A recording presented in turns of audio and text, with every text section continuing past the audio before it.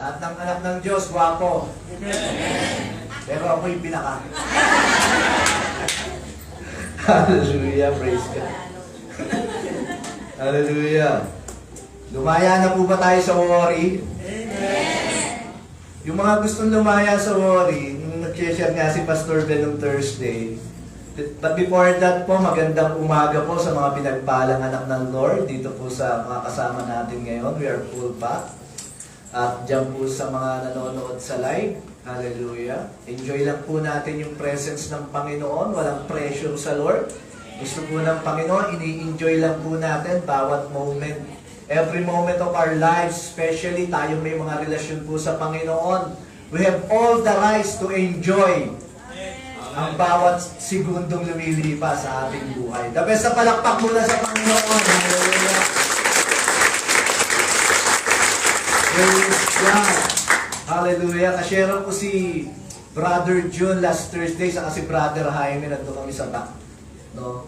Sabi ko, simple lang para hindi mag-worry ang Kristiyano. Alam niyo kung gaano ka-simple? Sino muna dito gustong lumaya sa worry? Alam ko, meron iba sa atin, mga nag-worry talaga. Pero alam niyo kung matututunan niyo itong simpleng bagay na to, lalaya kayo sa pagkaalala. Sabi ko, pumasok lang sa akin, no? Nagbigay ako example sa kanila noon. Share ako si Brother Juice at si Brother Jaime. Kunyari, yung huling laban ni Manny Pacquiao. Sino nakapanood? Wala! Ako lang! Mahirap kayo kausap. Alam ko, nanood yung iba sa atin. Sino nanalo? Ha? Wala nang nakakaalam? O change topic? Nanalo si Manny, di ba? Okay, yung huling laban niya. Ngayon, ipalagay natin gano'n. Napanood mo, alam mo nanalo. Then, recently, pinanood mo ulit.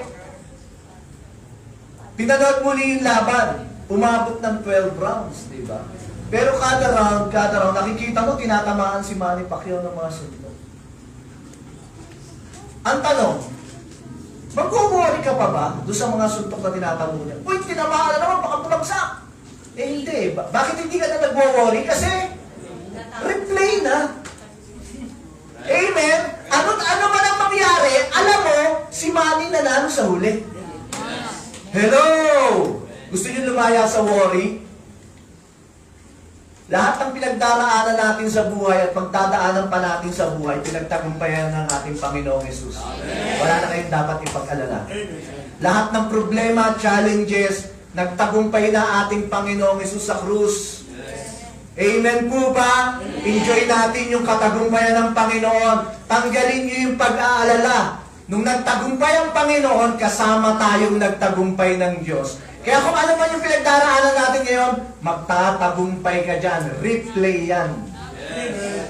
Hello? Replay na yan. At dahil doon, hindi yun ang pag-uusapan natin. I entitled this, hindi yan.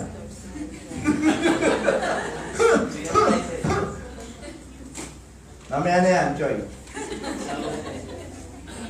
Walang pinasulat si Daniel. Okay, title. Ganda pa naman ang pasok. Nasaan ba si Daniel? Wala pa si Daniel. So I titled this, Walk with God. Okay, hindi walk with Chan. No, walk with God. Genesis chapter 5 verse 22 to 24.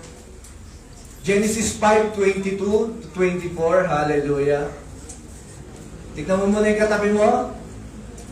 Sige, tignan mo muna yung katabi mo. Ayan, sumaya ka na. Okay, praise God.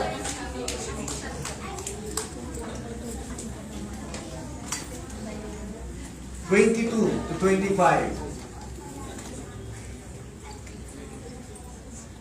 Okay. After he begot Methuselah, Enoch walked with God. Si Enoch po ay 7th generation after ni Adam. No? Pang-pitong generation siya mula kay Adan. And he begat Methuselah. Pag sinabing bigat, hindi yung bigatin. Pag sinabing bigat, pinanganak niya. Okay? Siya yung magulang. He begat Methuselah. Enoch walked with God 300 years and had sons and daughters. Verse 23. So all the days of Enoch were 365 years. So ang buong buhay ni Enoch, 365 years na nabuhay. Sino gusto mabuhay ng ganon? Ayaw niyo, choosy. 365 years siyang nabuhay. Okay? Then, naging anak niya si Methuselah. Next verse. And Enoch walked with God, and he was not, for God took him. Napakaiksing mga verses, pero dalawang beses inulit, Enoch walked with God. At sabi dyan, siya'y nawala na sapagkat kinuha na siya ng Diyos. Alam nyo, dalawang tao lang po ang hindi namatay sa buong history ng humanity. Dalawang tao lang. Number one, si Elijah. Kinot po siya ng Panginoon, kinuha siya ng Panginoon through the chariot of fire. Dinala siya sa langit, hindi siya namatay. Pangalawa, si Enoch. Actually, nauna si Enoch. No? Kinuha siya ng Panginoon, hindi siya namatay. Hindi po siya dumaan ng physical death. Kinuha siya ng Panginoon. When he was 365 years old, kinuha siya ng Panginoon at hindi na siya nakita. Hindi po siya dumaan sa kamatayan. So, gusto ko po ituloy yung dinidiscuss ni Pastor Ben last time about relationship. Alam niyo po, yung relationship, yan po ang greatest sa lahat. Yung Godhead, alam niyo, God the Father, God the Son, Jesus Christ, and God the Holy Spirit. Yun po, ang purpose, ang sole purpose po ng Godhead is about relationship. Binigay ng Father yung Son para magkaroon po ng maraming anak ang Diyos. Nag-iisa anak ng Diyos before, si Jesus Christ lang, katangi-tangi, nag-iisang anak. Pero dahil gusto po ng Diyos na magkaroon ng karelasyon, na ibigay niya yung nag-iisa niyang precious na anak, at ngayon, tayo po ay mga naging anak ng Diyos, nagkaroon po tayo ng relasyon sa Panginoon.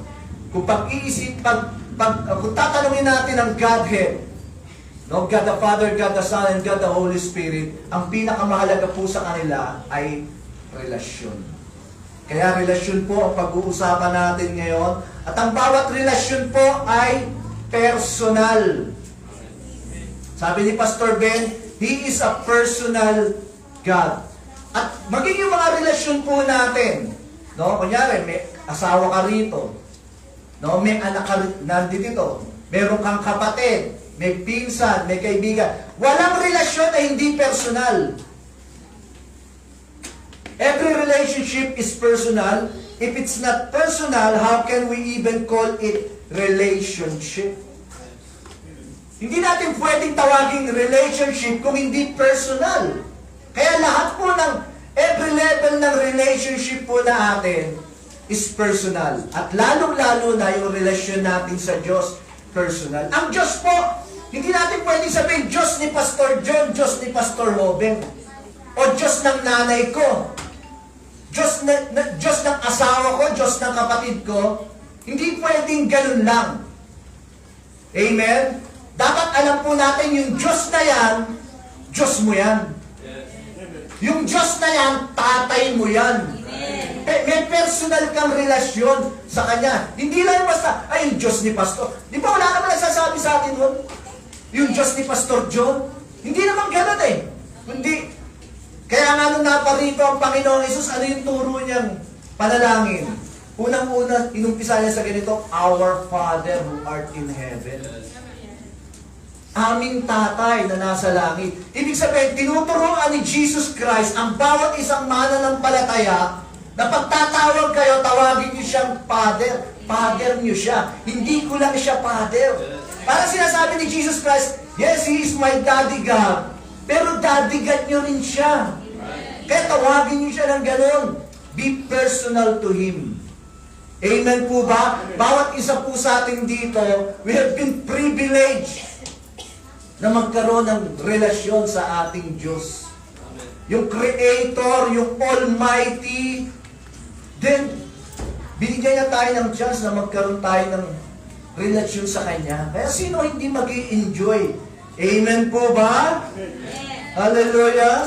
Declare nga po natin, You are my God. You are my God.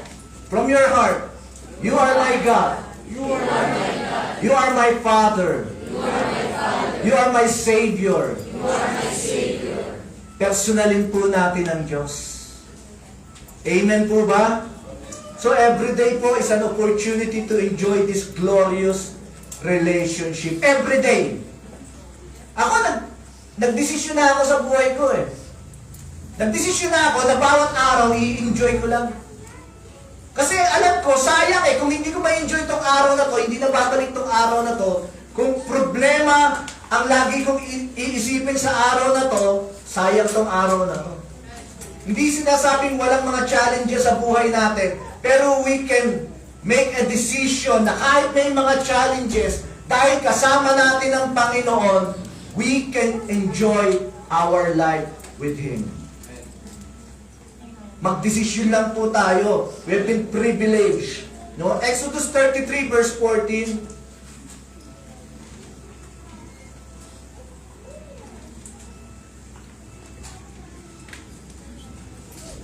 Ang kausap ng Diyos si Moses, and He said, My presence will go with you, and I will give you rest. Sabi ng Lord kay Moses, sasamahan ka ng presensya ko, sasamahan kayo ng presence ko, at bibigyan ko kayo ng kapahingahan. Ang dinudulot po ng presensya ng Panginoon ay kapahingahan. Hindi burden. Hindi anxiety. Kaya sabi nga ni Pastor Ben last time, relax ka lang. Pag nasa iyo ang Panginoon, dapat relax ka lang. Bakit? Ang pinoprovide ng Panginoon, rest. Hindi yung burden na para bang kailangan gawin nyo to, gawin nyo to. Minsan lang nagbibigay lang ng burden yung mga church, leader eh. Puno-puno ng mga rules and regulation.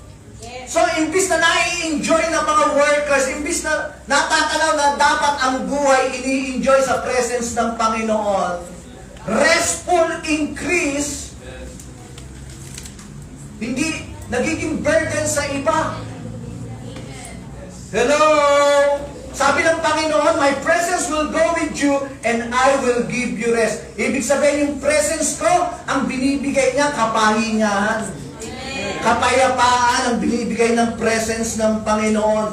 Hindi burden, hindi anxiety, hindi kapaguran, hindi boringness. Sino nabobore dito?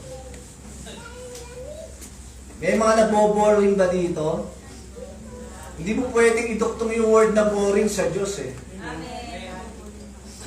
Hello? Ang good news laging nakaka-excite. Pag share po, pag may nag-share ng gospel na hindi ka na-excite, yung nag-share na yon made an injustice sa word of God. Ang salita po ng Diyos always excite. Nagbibigay po ito ng excitement pag naririnig natin to. Pastor, minsan, may napakinggan ako sa na-preaching na natakot ako eh. Hindi good news yung napakinggan mo. Dahil ang Diyos hindi nananakot. Walang pananakot sa good news. Hello? Ang good news pag narinig mo, ang ganda nun ah. Nakaka-excite. Lumakas ako. Na-encourage ako, na-uplift ako. Yan ang good news. Amen? So yung presence po ng Panginoon, hindi nagbibigay yan ng burden. Hindi ito nagbibigay ng anxiety o tiredness. Ang binibigay nito, excitement, rest. Come to me, all you are weary and are heavily laden, and I will give you rest. Sabi po ni Jesus Christ. Ang pinangako niya, hindi namang burden eh. Lapit kayo sa akin, bibigyan ko kayo ng kapahingahan. Hindi naman sinabi ng ba, lapit kayo sa akin, bibigyan ko kayo ng mga task na gagawin nyo. Hindi po, kapahingahan. Bakit? Ang ino-offer po ng Panginoon, di tulad ng ino-offer ng mundo. Hello? So, ang pagpe-fellowship po sa Panginoon, ang pakikipag-fellowship po sa Panginoon, dapat ini-enjoy po natin. Tulad po nitong oras na to, ini-enjoy po ba natin? Hallelujah! Balik tayo kay Enoch. Si Enoch nabuhay ng 365. Nagkataon ba yun? 365 years old siya. O kinuha siya ng Panginoon. Ano meron sa 365? 1 year. Yung kagad ang naisip natin, 365 na araw, equivalent to 1 year. Ibig sabihin, complete. Ang sino mang lumalakad kasama ng Panginoon, you will have a full life. Bibigyan ko ng another title tong message na to, that is it. Full life. Pag sino mang lumalakad sa kasama ng Panginoon, merong buhay na kumpleto. Tulad ni Enoch. At kaya kinuha siya ng Panginoon para malaman natin, no, na yung impact ng buhay ni Enoch, hindi lang pang mundo, pang eternal. Walang katapusan. Hello! Ang sino mang lumalakad kasama ng Panginoon, ang buhay natin may eternal impact. Alam niyo ang pinakamaigsing buhay na meron ng isang lumalakad kasama ng Panginoon? Si Enoch, anak niya, si Methuselah. Si Methuselah ang taong pinakamahabang na buhay sa ibabaw ng mundo. 969 years. Naka-record po yan. Hello? Ewan ko sa Guinness kung naka-record yan. Pero yung sa Bible, yun po ang pinakamahabang taong nabuhay. Si Methuselah, yung anak ni Enoch. Ibig sabihin, sa sobrang complete ng buhay ni Enoch, at yung buhay niya nagkaroon ng eternal impact, yung pinakamaigsi ng buhay niya, pinakamahaba pa rin sa earth. Ganun po katindi pag lumalakad tayong kasama ng Panginoon. At makikita nyo maya-maya, yung sarap ng lumalakad kasama ng Panginoon. Amen? Sino dito alam kasama nila ang Diyos? Yes! Sigurado ka? Yes! Alam nyo, every great man and woman of God, hindi naman perfecto paglakad natin. Maging sila David, hindi naman mga perfect, sila Moses, Abraham, yung mga kilalang mga man and woman of God sa Bible, hindi naman perfect ang paglakad nila kasama ng Panginoon. They have flaws. May mga kakulangan din naman, may mga shortcomings din naman silang nagagawa. Alam nyo ba, ang Diyos hindi naman naghahanap ng perfection eh. Ang hinahanap ng Diyos is yung desire ng puso natin toward Him. God doesn't look at our perfection, but our desire and willingness to walk with Him. Yun po ang hinahanap ng Panginoon, yung desire ng puso natin, na i-enjoy natin yung fellowship natin sa Kanya. Hindi yung perfection na kailangan hindi ka nagkakamali, hindi ka nagkukulang. Hindi po yun ang tinatanaw ng Panginoon. Kasi kung yun ang i-require niya sa tao, walang papasa. Pero dahil masagana ang biyaya ng Panginoon, sino rito masagana ang biyaya ng Panginoon sa buhay niya? Amen. We can enjoy every seconds of our fellowship as we walk in relationship with our God. Amen. Pwede nating i-enjoy, hindi dahil sa ginagawa natin, kundi doon sa biyaya ng Panginoon na binigay niya sa atin. Amen po ba yung willingness ng heart, yung desire ng puso, no? Parang itong mag-asawa na to, si Nanay Inday, saka si Tatay. No? Minsan kasyera ko sila, sabi nila, Pastor, sa dami namin pinuntahan, dito namin naranasan yung katotohanan. Natagpuan namin yung katotohanan. Sabi ko, simple lang kasi yan eh, hinahanap nyo kasi ang Panginoon. Eh sabi ng Bible, sabi nga ni Kagawad, yung naghahanap ng Diyos ng buong puso ay matatagpuan siya, sabi po ng Bible. If you will seek me, you will find me. If you will seek me with your whole heart. Amen? So kung ninanasa po natin gawin ang kalooban ng Diyos, ililit po tayo ng Diyos sa kanyang kalooban. Yes. Kung hinahanap natin ang Diyos, matatagpuan natin siya. Hello, yun po ang desire ng Panginoon. Ngayon, kung nais natin lumakad in fellowship with the Lord, nandyan po ang biyaya ng Panginoon, mai-enjoy po natin siya. At mai-enjoy po natin yung pangunguna ng Panginoon sa ating buhay. Sabi ng John chapter 10 verse 4, saan niya natin yun? John chapter 10 verse 4, and when he bring out his own sheep, pag nilabas niya na raw yung mga tupa niya, he goes before them. Nangunguna ang Panginoon. Wala siya sa likod. Pag nilabas niya, pinangungunahan niya. And the sheep follow him, for they know his voice. Ibig sabihin, ma-experience natin yung pangunguna ng Diyos sa ating buhay. Sino ang mga tupa ng Panginoon dito? Amen. Nangako na ang Diyos, pangungunahan niya tayo. Ililid tayo ng Panginoon. Hindi tayo bibitawan ng Diyos. Sasamahan niya tayo sa lakbay ng buhay na to. So nangako na ang Panginoon, kasama natin siya, pangungunahan niya tayo. Amen po ba? Amen. God assure us of His leadership. Ah? He is not a distant God. Walang mali na nananalangin tayo na ang Diyos nasa langit. Nasa langit naman talaga siya eh. Pero nasa puso rin natin siya. Hindi siya malayo. Sabi ng Bible, sabi ni Apostle Paul, ang Diyos hindi malayo. Kasama natin ang Panginoon. Amen po ba? Ephesians 2:13. Ito maganda. Sa Ephesians chapter 2 verse 13, ito po sinasabi. But now in Christ Jesus, you who once were far off have been brought near by the blood of Christ. Dati tayong malayo, we are far off, ang tao malayo sa Diyos dahil sa kasalanan, we have been brought near. Inalapit daw tayo sa pamamagitan ng ano? Sa gawa natin? Sa pagsunod natin? Hindi. Nailapit tayo sa Panginoon sa pamamagitan daw ng kanyang dugo. Ang tanong, eto tanong. Tingin mo, gaano ka-effective ang dugo ni Jesus? Gaano ka-effective ang dugo ni Jesus?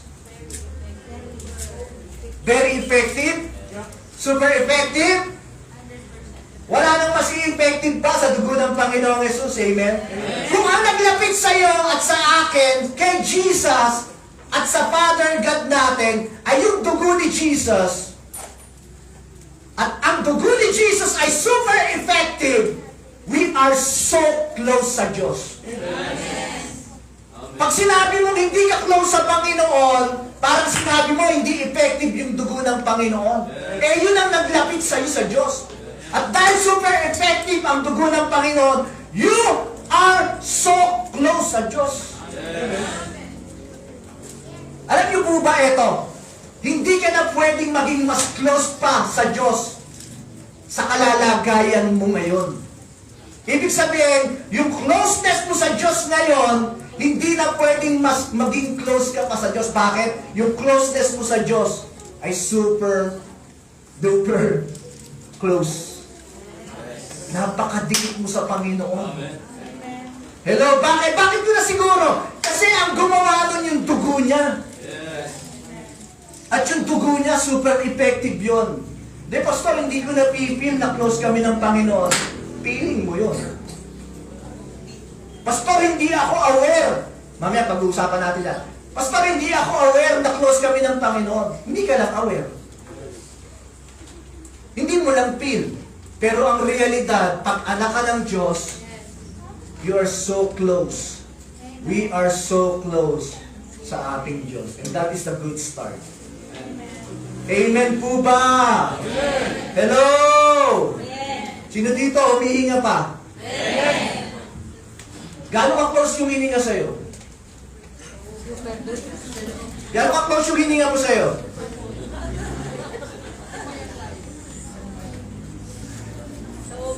Close na close eh. Bakit?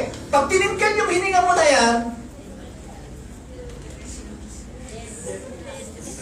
Sino gusto mag-sample? Close tayo sa ating breath. Bakit? Kaisa natin yun eh. Hindi pwedeng maghiwalay tayo at yung breath natin. We are so close doon sa hininga natin. Hinga mo yung katabi mo. We are so close, amen? Pag ano makakapaghiwalay lang dyan? Kamatayan lang. But the good news is, sa sobrang close natin sa Diyos, kahit kamatayan natin, hindi tayo kayang paghiwalay. Amen. Panginoon. Amen po ba?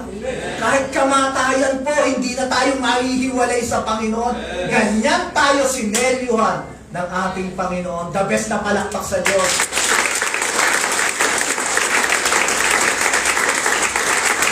Kahit kamatayan, hindi tayo kayang ihiwalay.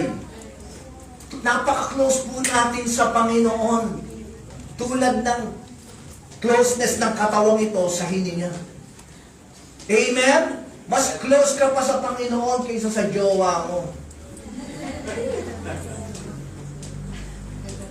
Pastor, ang problema wala akong jowa. Kulang ka sa tulog. Bakit ko nasabi? Si Adan natulog lang, nagka-jowa pagkagising. So, yung mga walang jowa dyan, tulog nyo lang yan. Relax lang. Sabi ni Pastor Bel, relax ka lang. Amen? Hallelujah. So, praise God. Sabi ko nga kanina, Pastor, ang problema, hindi ako aware eh. Yun. Ang wala, hindi yung closeness ng Diyos. Ang wala, hindi yung presence ng Diyos. Ang wala, yung awareness mo. Minsan, hindi tayo aware na kasama natin ang Diyos. Kaya, minsan naman, yung iba, dinadaan sa feeling. Hindi ko feel na kasama ko si Lord eh. Hindi ko feel na lumalakad ako kasama ang Panginoon. Kapatid, pag pinag-usapan ng pananampalataya, hindi pinag-uusapan ng pandama. Because faith is always above the five senses. Amen? Ang hinihingi ng Diyos, pananampalataya. Ibig sabihin, maniwala ka. Pag sinabi niya, totoo yun. Pag sinabi niya sa kanyang salita, itaya mo buhay mo, totoo yan.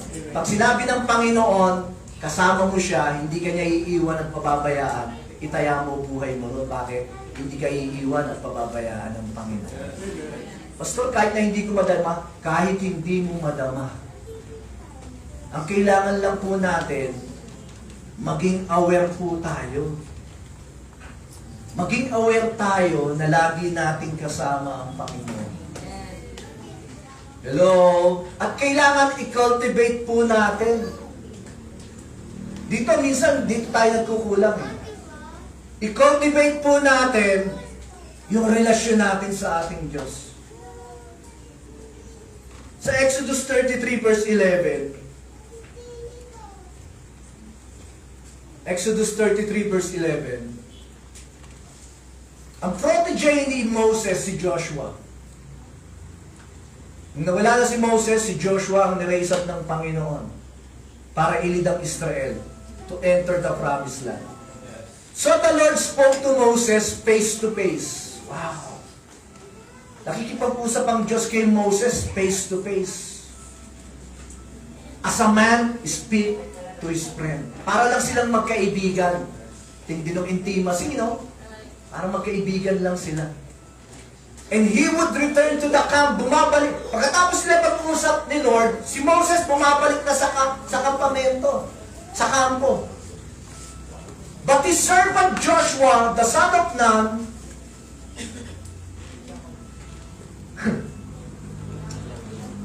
alala ko tuloy, anak ni Nun. Parang anak ng madre. No? May anak pala. Hindi, yung Nun, pangalan po yan. Pagbalik ni Moses sa camp, si Joshua did not depart from the tabernacle. Pag si Moses umaalis na sa pakikipag-usap sa Panginoon, bumabalik na siya sa camp, si Joshua nananatili. hindi siya umaalis sa tabernacle. Bakit? Gusto niya, kung paano intimate si Moses sa Lord, gusto niya maging close din sila ng Lord. Amen. Amen? Hindi sapat kay Joshua na tawagin siyang alalay ni Moses.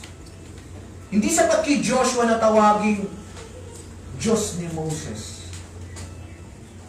Ayaw niya nung sabihin, yung Diyos ng leader kong si Moses. Gusto niya maging personal sa Diyos na yun. Kaya kahit umalis na si Moses, siya nananatili siya. Sa ganitong bagay, ina-cultivate niya yung pakikipagrelasyon niya sa Diyos. Nakikipagniig siya. Nakikipag-usap siya. Kaya mahalaga po yung ganito, umaattend tayo, nakikinig tayo ng Word of God. Mahalaga po yung nagbabasa tayo ng Bible. Amen po ba? Napakahalaga po nun. Sa pamamagitan po nun, nabubungkal. Yung cultivation Alam na alam ni Sister Aida yan No, nabubungkal. Bakit mo binubungkal yung lupa pang magtatanim? Subukan magtanim na hindi binungkal. Hello? Tutubo ba? Ibig sabihin, no, inaalagaan mo, dinidiligan mo, hello, pinapaarawan mo yung mga plantitas dito. Alam niyo yan. No, inaarawan, dinidiligan, binubungkal, nilalagyan ng fertilizer. No? Yung pakikipagrelasyon po natin sa Panginoon, dapat kino-cultivate din natin.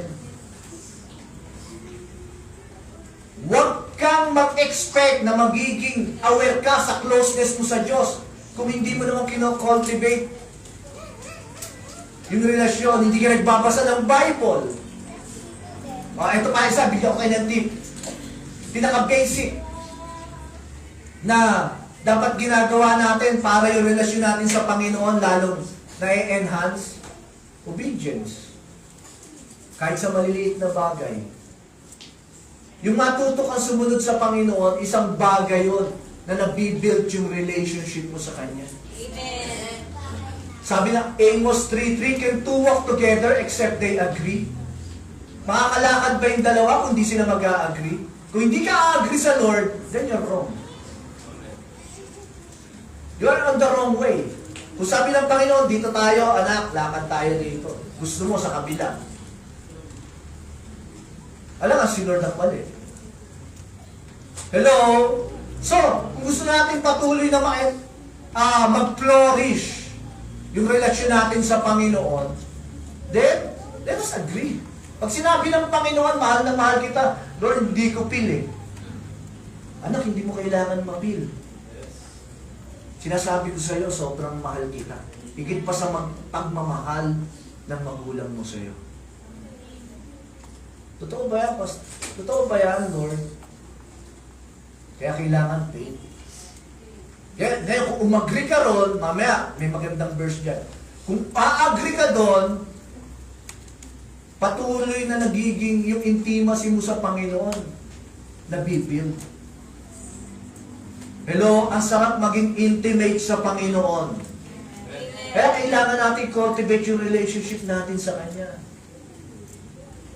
Hindi na ako magtatanong dito kung sino yung mga hindi nagbabasa ng Bible. Magbasa po kayo. Alam niyo po, mula nung naging Kristiyano po ako, 1996. No? Sasabihin ko na po sa inyo to. Isa sa pinakamahalagang natutunan ko.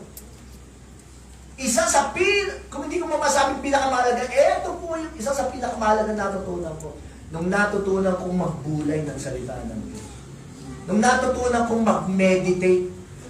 At hindi po kasi sapat yung mensahe lang sa pulpito Kung gusto mong mag-grow yung relationship mo sa Lord, dapat marunong kang gumawa ng sarili mong balon. At marunong kang uminom doon sa balon.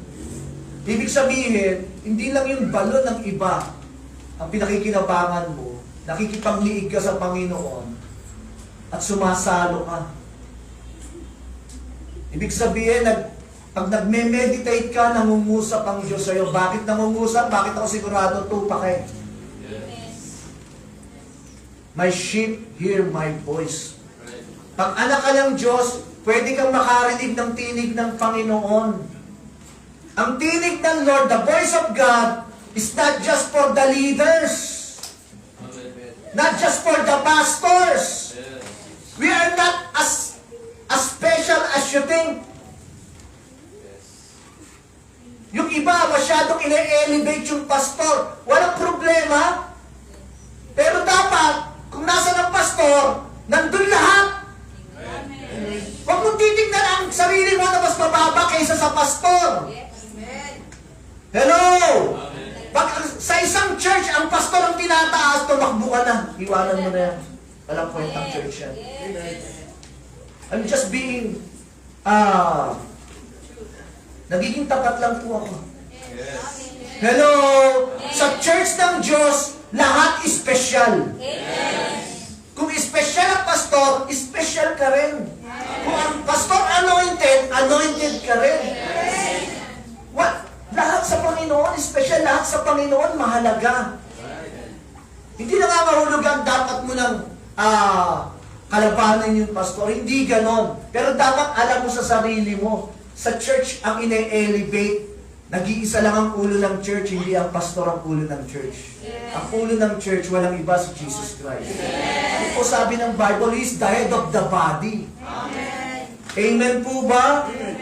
So, hindi mas special ang pastor sa inyo. Hindi mas special ang leader sa inyo. Dapat magkaroon lang tayo ng attitude tulad ni Joshua, na kahit wala na yung leader niya, siya, gusto niya maging close din. Kung paano naging close si Moses sa Diyos, hindi rin siya pumapayag, Lord, hindi pwede. Naalalay lang ako. Nadadaan, kailangan ko pang dumaan kay Moses. Gusto ko. Kaya sino pinili ng Panginoon na mag-lead ng Israelita? Yung ibang tao, hindi. Si Joshua, bakit? Etong si Joshua nagpapahalaga sa relasyon niya sa Diyos eh. Hello? Yung mga gathering na ganito, that's good. Na-enjoy natin yung presence ng Panginoon. Na-enjoy natin yung fellowship ng bawat kapatid. That's good. Amen? Huwag niyong pababayaan na hindi dumadalo, sabi ng Bible, tulad ng ginagawa ng iba. Hebrews chapter 10, verse 25. Bakit? Panahon pa lang nila Pablo, yung iba hindi na nagbibigay ng oras sa pagdalo. Nire-rebuke yun. Sabi ni Paul, sabi ng writer ng Hebrew, no, huwag niyong pababayaan na hindi kayo nakakadalo. Bakit? Mahalaga yan. Lahat po ng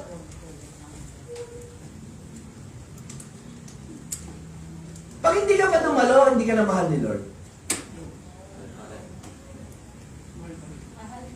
Tanong ko, pag hindi ka pa dumalo, hindi ka na mahal ni Lord? Mahal ka rin. But you're stupid. Mahal ka ni Lord. Pero stupido ka. Kung hindi ka dadalo. Pag hindi ka nagpasa ng Bible, mahal ka ba ni Lord? Mahal ka pa rin ba ni Lord? Mahal ka pa rin. But you're stupid. Bakit? Ba't sinabi ko stupid? Hindi po sa akin galing yun, galing kay Andrew Moma. Bakit ka stupid, no? Bakit? Yung pagdalo, mag-grow ka dyan. Pag nagbasa ka ng Bible, pag nag-pray ka, ginawa mo itong mga basic na bagay na to, mag-grow yung relationship mo sa Diyos. Bakit mo hindi gagawin? Yes, mahal ka ni Lord, hindi nagbabago yun. Gumawa ka o hindi ka gumawa, umaten ka o hindi ka umaten, mag-pray ka o hindi ka mag-pray, mahal ka ni Lord.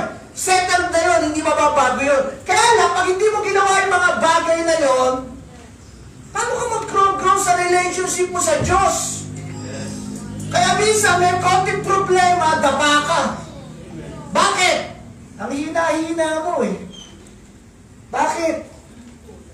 Bakit? Kasi hindi nag-grow yung relationship mo sa Panginoon. Sinasayang mo yung closeness.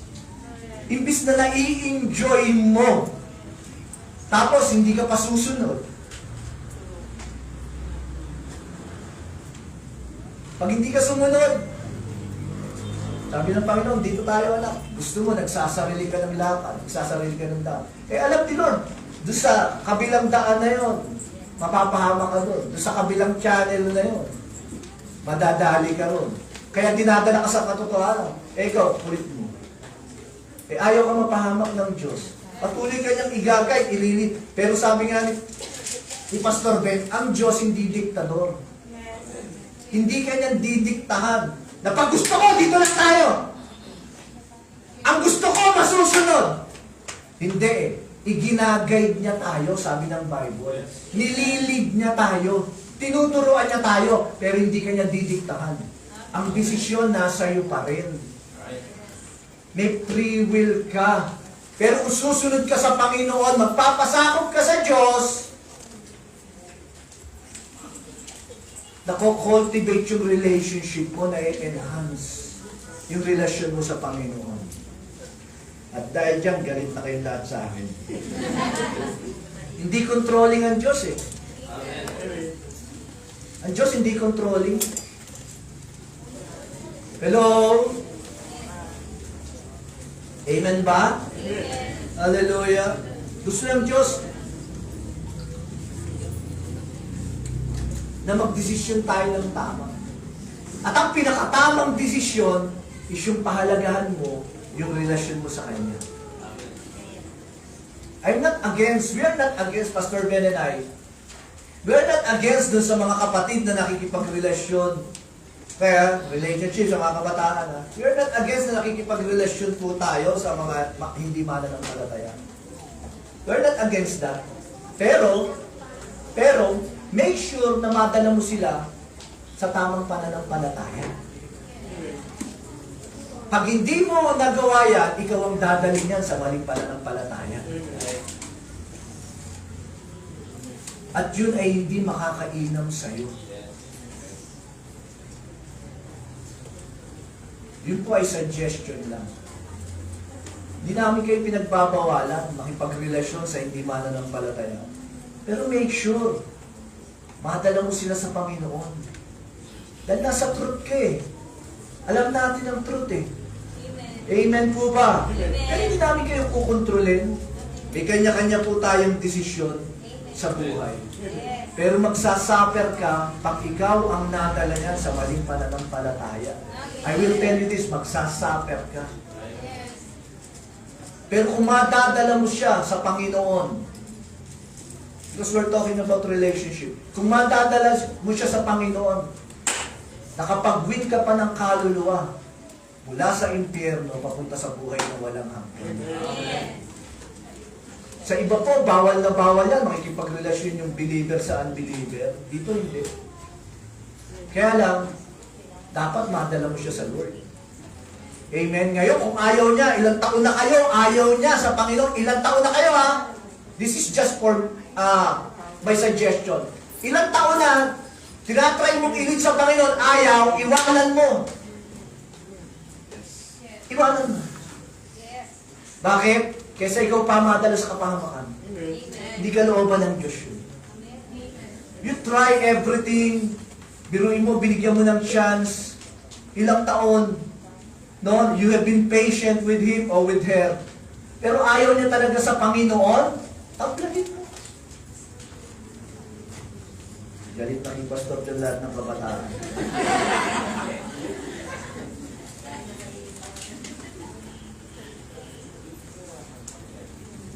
Wisdom yun.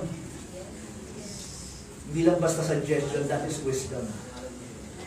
Kung ayaw ng tao sa Panginoon, mahirap magkabiyanan ng demonyo. Anak ka ng Diyos. Anak siya ng demonyo. Pag nagkatuluyan kayo, biyanan mo, diablo. Hirap mo. Pero hindi bawal ha. Anak, idalin lang natin sa Panginoon. Amen? Kaya mapalad yung may mga boyfriend, girlfriend dito na mga believer. Same faith, no? Walang problema dyan. Smooth. No? Hindi ko sinabi kung walang challenges. Meron yan. Lagi naman sa mga relationship, may ganyan eh. Pero dahil iisa ang faith nyo, nagkakasundo kayo, iisa ang Diyos nyo, yung totoong Diyos, hindi kayo pagkukulangin ng Panginoon. Tapos na palakpak sa Panginoon.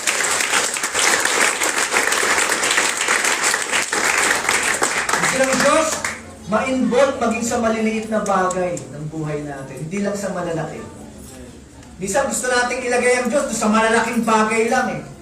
Maging sa maliliit na bagay ng buhay mo, gustong ma-involve ng Panginoon. Alam niyo ba, nung nag-resurrect ang Panginoon sa mga patay, hinanap niya yung mga alagad niya at pinagluluto niya.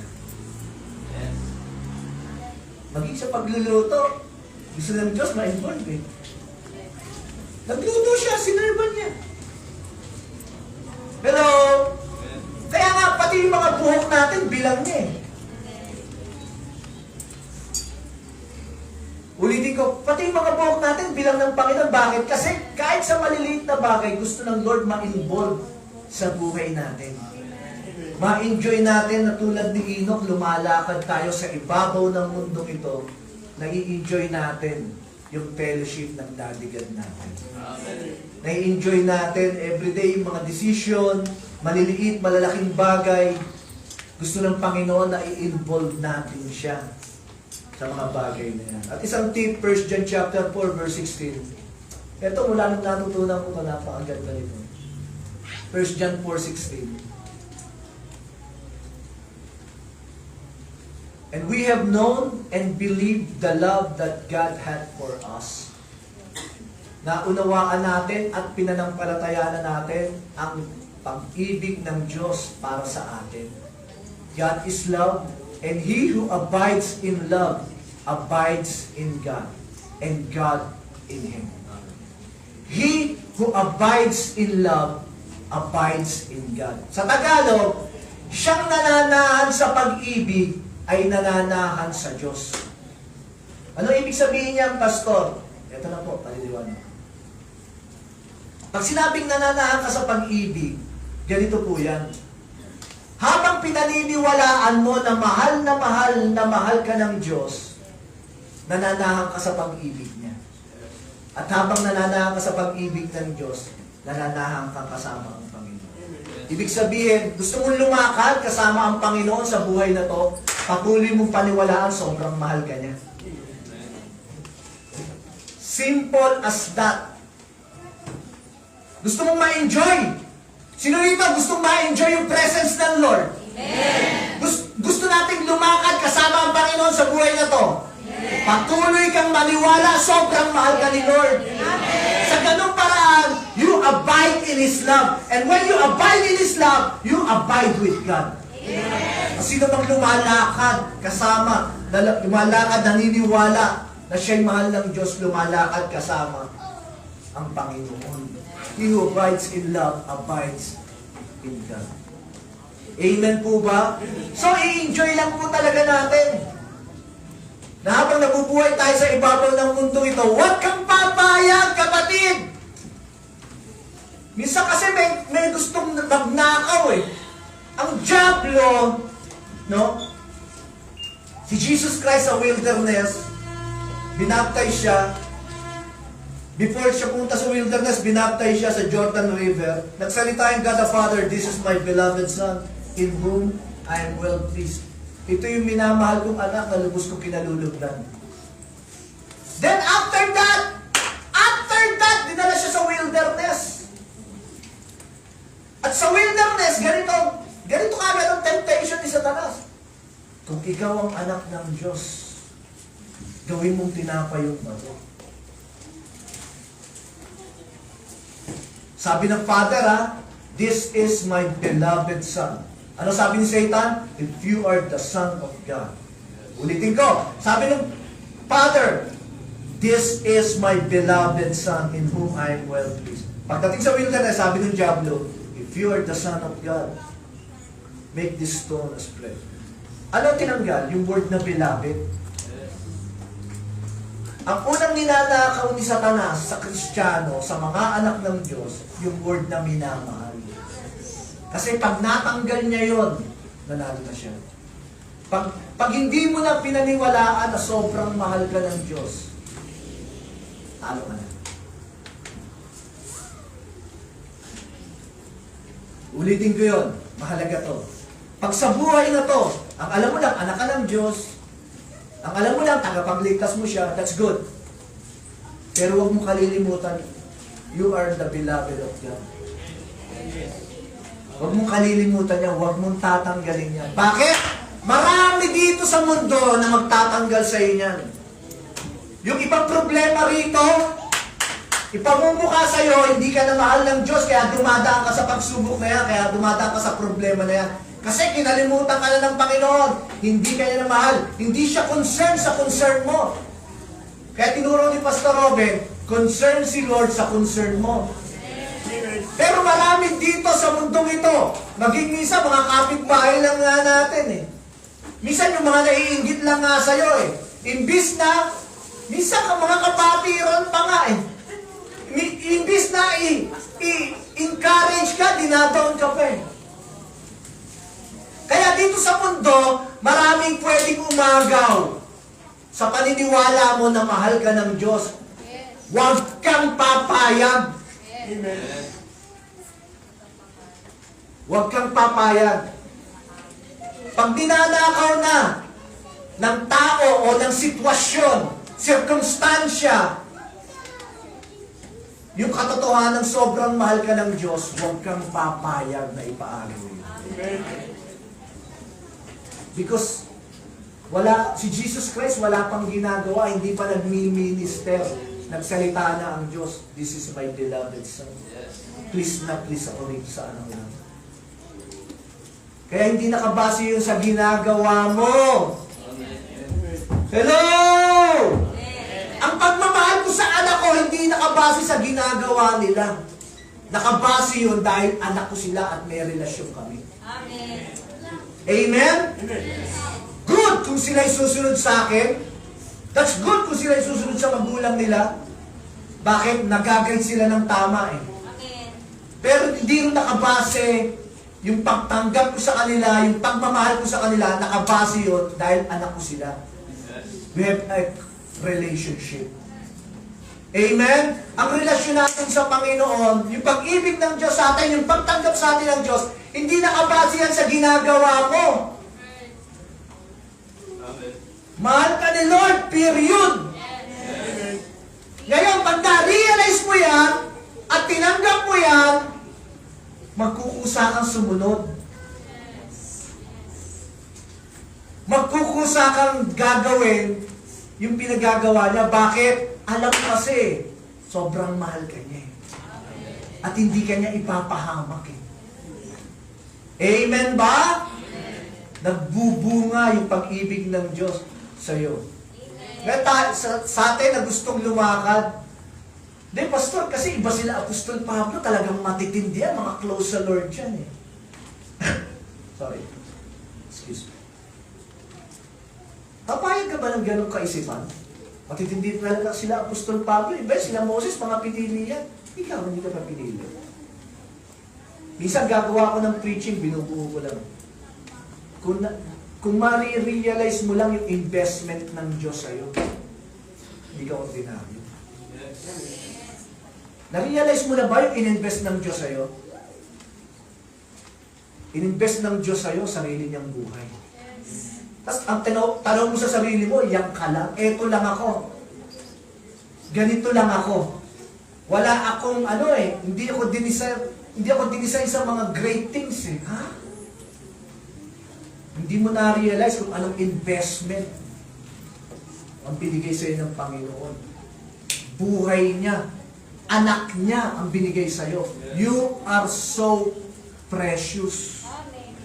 You are designed sa malalaki at mga dakilang bagay. Bakit? Yung investment sa'yo ng Panginoon, dapat tinatapatan mo ng tamang pananaw yun. Ang dakila ng ginawa ng Diyos sa akin, ibig sabihin, dakila rin kasi ang plano ng Diyos sa akin. Ang tindi ng ininvest sa akin ng Panginoon, hindi ako ordinaryong Kristiyano. Hello! Walang ordinaryong Kristiyano. Walang ordinaryong Kristiyano. Lahat tayo special. We are all called for greatness. Huwag kang magpapaiwan, kapatid. Amen po ba? Hallelujah. Dati may paboritong libro si Brother Heck, yung Purpose Driven Life. Sino ang mga nakabasa ng Purpose Driven Life? Pakagandang book ni Rick Warren. May isang topic doon, alam ni Ace to, no? Practicing His presence. Ibig sabihin, yung presence ng Diyos dapat pala pinapractice. Lagi ka dapat nagiging aware kasama mo si Lord. Pinapractice mo. Na lagi mo kasama si Lord. Lahat naman ng bagay sa mundong ito, pag habang pinapractice, nagiging pamilyar. Amen? Sister Sheila, pag nakikita ko sa rooftop nila, pinupo niya yung video. Pa-practice siya ron. Kaya hindi ka na magtataka kung sanay na siyang mag-shoot kahit babae siya kasi nakuha sa practice eh. Amen po ba? Amen. Subukan mong yung laging magbasa, tatalas ka. Yun. Subukan mo, i-practice yung mga bagay, magiging mahusay ka sa bagay na yun. Right. Amen ba? Si Jude, sumasama kay Kuya niya ngayon yan eh. Practice eh. Practice ka hugas ng bigyan.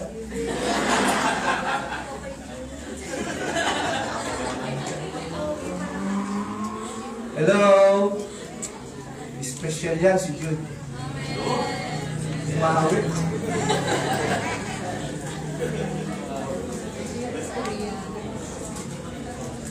Labas tayo mamaya, Jude.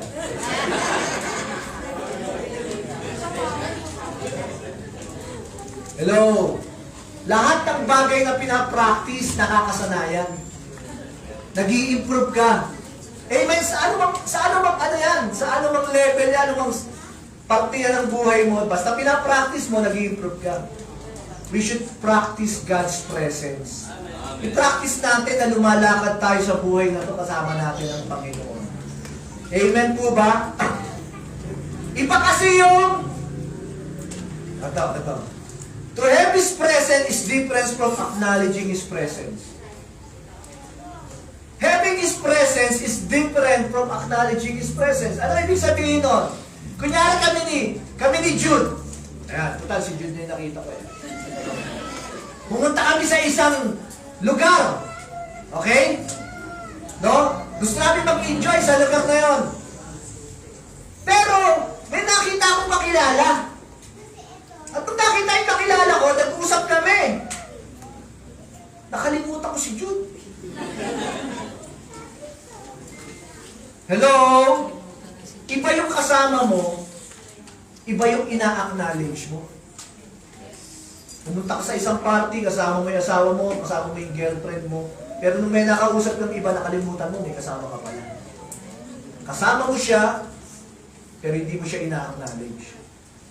Iba yun. Pag sinabing acknowledge, you give importance. You value. Pinapahalagahan mo siya. Hello? Ang Lord, sabi ko sa inyo, we are super close. We are so near. Kasama natin ang Panginoon. Katayap natin ang Panginoon. Sabi nga ng 1 Corinthians 6:17, iisa tayo ng Espiritu ng Diyos eh. Ganun tayo ka-close. At yung dugo ng Diyos ang pinuhunan niya para maging close tayo. Kaya lang, minsan, hindi natin siya ina-acknowledge na kasama natin siya. We know, alam natin, we are with God, pero minsan hindi mo siya ini-involve. Kinakalimutan mo siya. Hindi natin siya binavalue. Nakakalimutan natin siya. Hindi natin siya ina-acknowledge sa everyday na buhay natin. Doon nagkakaproblema. Kaya hindi tayo aware. Kasama pala natin ang Panginoon. Bakit? Hindi natin ina-acknowledge eh. Ano dapat natin gawin? Kapatid, lagi tayong maging aware. Practice natin yung presence niya sa ating buhay. Pastor, kasi minsan may ginagawa ko na bawal si Lord eh. Lord, pikit ka muna, bawal sa ito. Yun lang. Amen? Kaya minsan ayaw nating i-involve si Lord. Pero alam nyo, kung i-involve natin si Lord, maging sa maliliit na bagay ng buhay natin. Nagiging adventurous ang buhay natin. Wala nang mas gaganda pa, wala nang perfect life, kundi yung buhay ni Enoch. Fullness of life.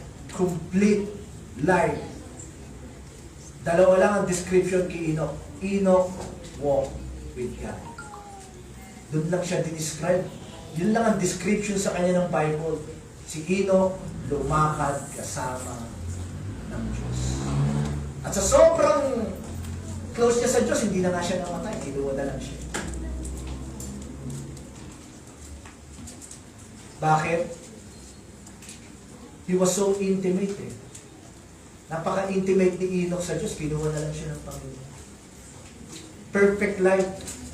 Amen po ba? Amen. Hallelujah. John 14 verse 23, patapos na po ako. Kasama natin si Lord, amen? Amen. I-practice natin yan. Jesus answered and said to him, if anyone loves me, he will keep my word. And my Father will love him, and we will come to him and make our home with him. Tayo na yung ginawang tahanan ng Diyos eh. Sabi ni Paul, we are the temple of the Holy Spirit.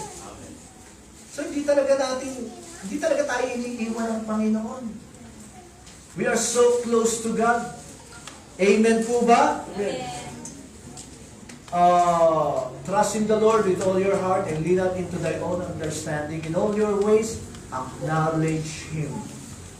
Sa lahat ng daan mo, ng buhay mo, i-acknowledge mo si Lord. And He will direct our path. Sabi po ng Proverbs 3, 5, and 6. Amen? Kailangan po i-acknowledge po natin ang Panginoon. Ibig sabihin, we show Him value. We valued Him. Hallelujah.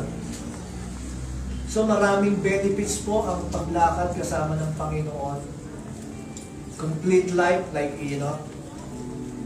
Ang buhay natin may elevate like Daniel. Great things mangyayari sa buhay natin like Noah. Magkakaroon ng abundance like Abraham. Magkakaroon ng kapahingahan. Yung mga napapagod dyan, gusto nyo ng kapahingahan, walang ibang solusyon kundi yung presence ng Lord. Victory in trials like the friends of Daniel, Shadrach, Meshach, and Abednego. May mga pagsubok that because the presence of God is with them, may katagumpayan sa mga pagsubok. Amen? Meron ding boldness na kinikreate dito ng katapangan. Hello? Like David. Amen? At ang presence ng Panginoon, ang paglakad kasama ng Diyos, yun din ang nagpupulfill ng destiny ng isang anak ng Diyos, like Paul. Amen? Napakarami pong benefits ng paglakad o pagiging intimate sa Panginoon. Ulitin ko, sabi ni Pastor Ben, He is a personal God. Personalin mo ang Diyos. Amen? Huwag kang masatisfy na Diyos lang siya ng asawa mo. Huwag kang masatisfy na Diyos lang siya ni Pastor. Diyos lang siya ng anak mo. Huwag kang masatisfy na gano'n. Personalin mo ang Panginoon. Acknowledge Him. Believe that He loves you dearly. He cares for you. He is so near. Cultivate that relationship through obedience and enjoy walking with Him. Tayo po tayong lahat. Palakpakan natin ang Panginoon. Pagkas na palakpak.